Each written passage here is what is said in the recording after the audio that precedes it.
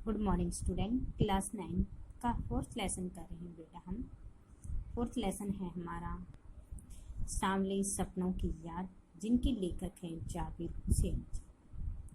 कल तक हमने किया था कि जो सालिम अली होते हैं वह कहते हैं कि उनके अंतिम क्षणों में यानी कि वह पशु पक्षियों से किस प्रकार से कितना अधिक प्रेम करते थे। जब उसे एक बार एयरगन से एक चिड़िया पक्षी को लग गई थी तो उसके बाद में वह क्या करने लगी थी, तो उसके बाद से आगे देखते हैं। अपने लंबे रोमांचकारी जीवन में ढेर सारे अनुभव के मालिक सालिम अली एक दिन केरल की साइलेंट वैली को रेगिस्तानी हवा के झोंकों से बचाने का अनुरोध लेकर चौधरी चरण सिंह से मिले थे। वे प्रधानमंत्री थे।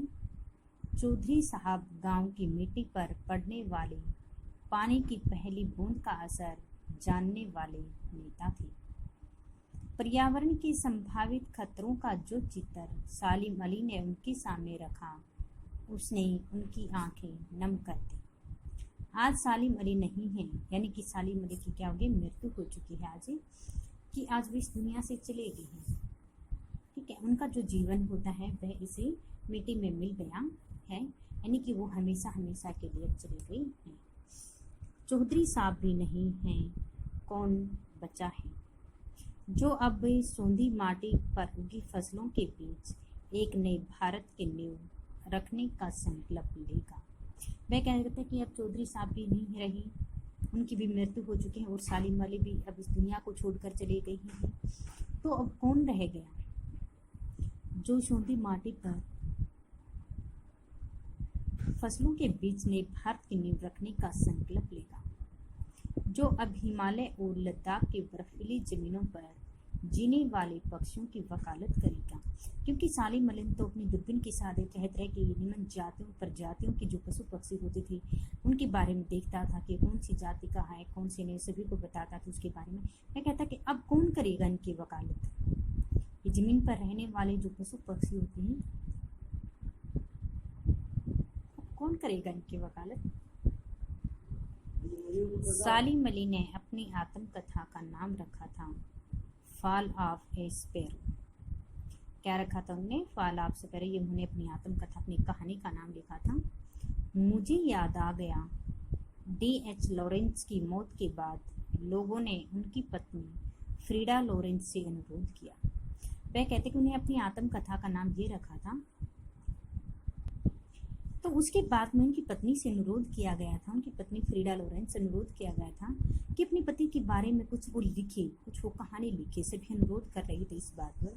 फ्रीडा चाहती तो ढेर सारी बातें लॉरेंस के साथ बारे में लिख सकती थी, लेकिन उसने कहा मेरे लिए लॉरेंस के बारे में कुछ लिखना असंभव सा मुझे महसूस होता है। मेरी छत पर बैठने वाली गोरिया लॉरेंस के बारे में ढेर सारी बातें जानती।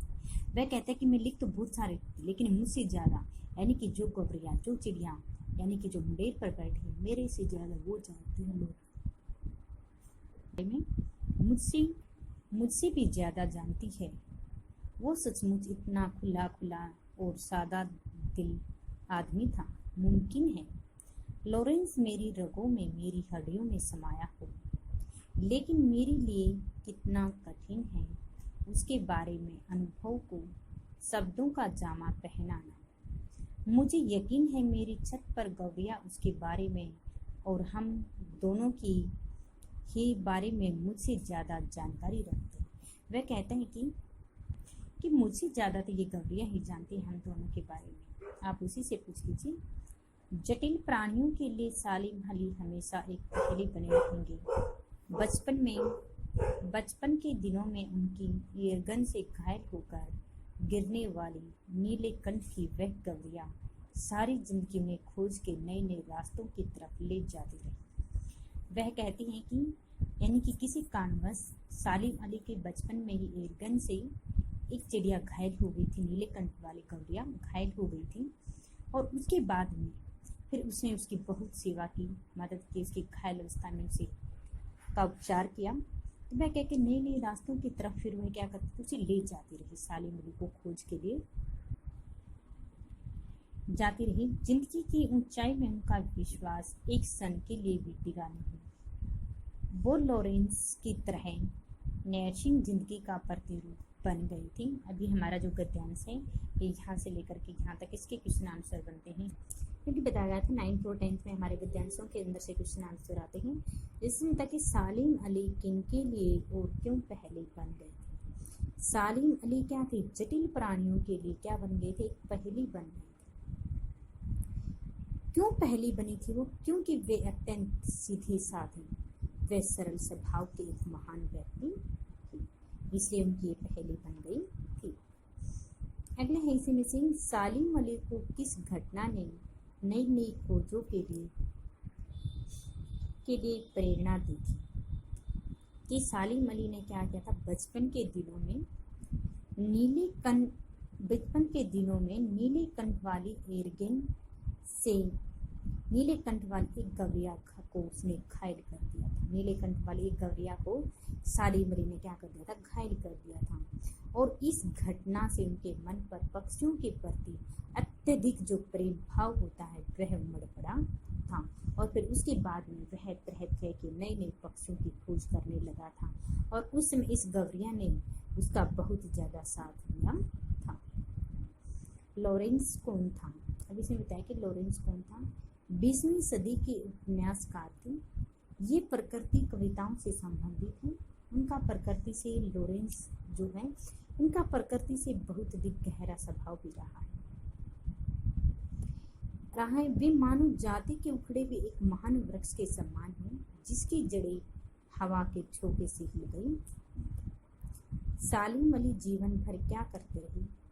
पक्षियों के नए पक्षियों की खोज करते रहे सालिम अली। यानी कि जब इसकी घायल हो गई थी तो उसके बाद में वह नए पक्षियों की क्या की थी? उन्होंने खोज की थी। अगला गद्यांश है हमारा कि सालिम अली प्रकृति की दुनिया में एक टापू बनने की बजाय घासार बनकर उभरे थे। जो लोग उनके भ्रमणशील स्वभाव और उनकी यायावारी से परिचित थे उन्हें महसूस होता है कि वो आज भी पक्षियों के सुराग में ही निकले हैं। बस अभी गले में लगी लंबी दूरबीन लटकाई अपने खोजपूर्ण नतीजों के साथ वो लौट आए हैं।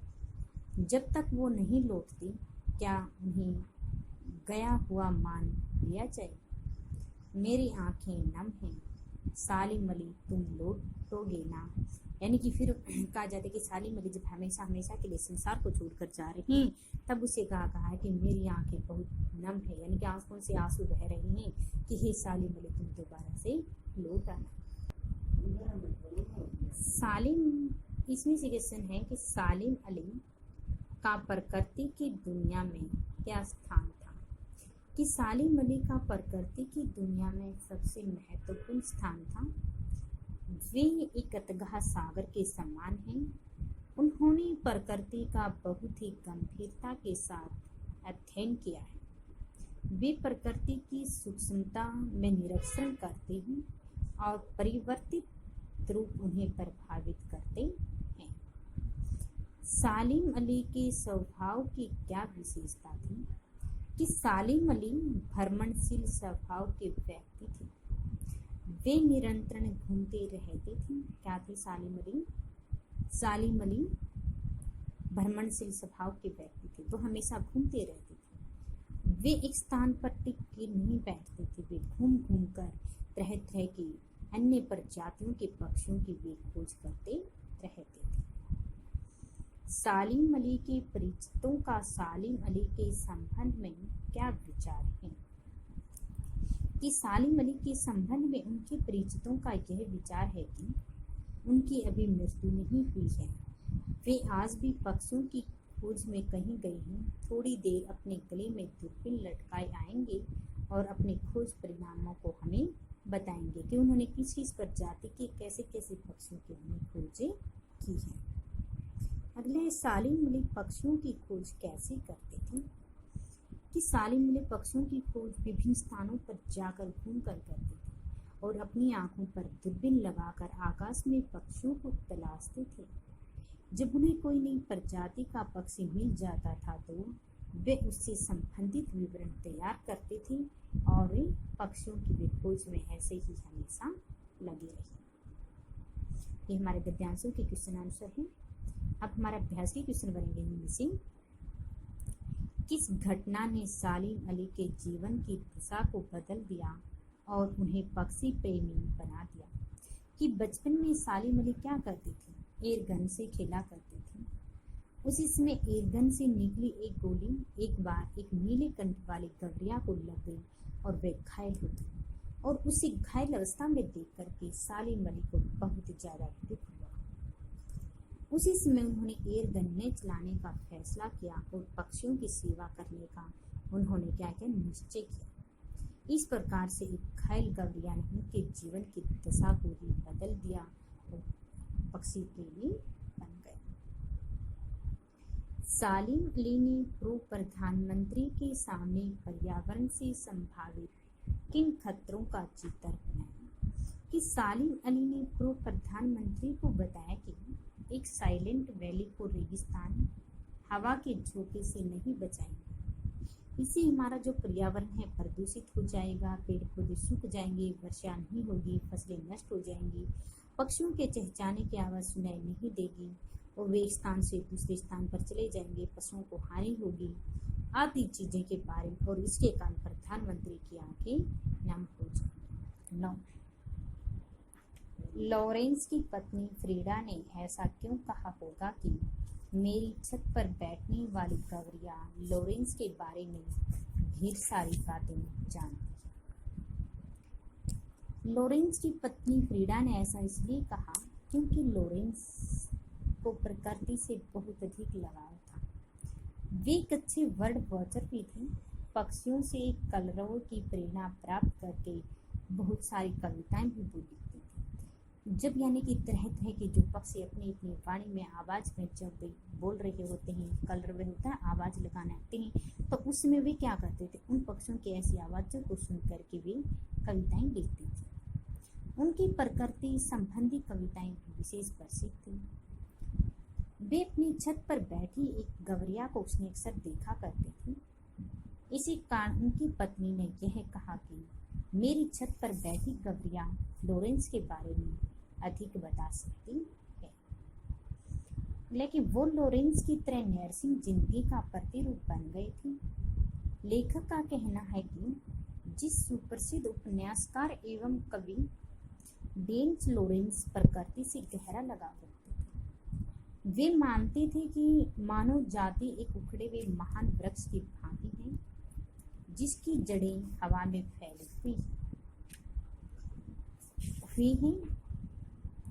इसलिए हमारा प्रकृति की ओर लौटना बहुत अधिक जरूरी है। सालिम अली भी प्रकृति से बहुत अधिक लगाव रखते थे, अथाह प्रेम से उभरे भी थे और प्राकृतिक जीवन के प्रतिनिधि भी वो बन गए थे। कोई अपने जिस्म की हिरासत और दिल धड़कन देकर भी उसे लौटाना चाहे तो वे नहीं लौटे पाएंगे।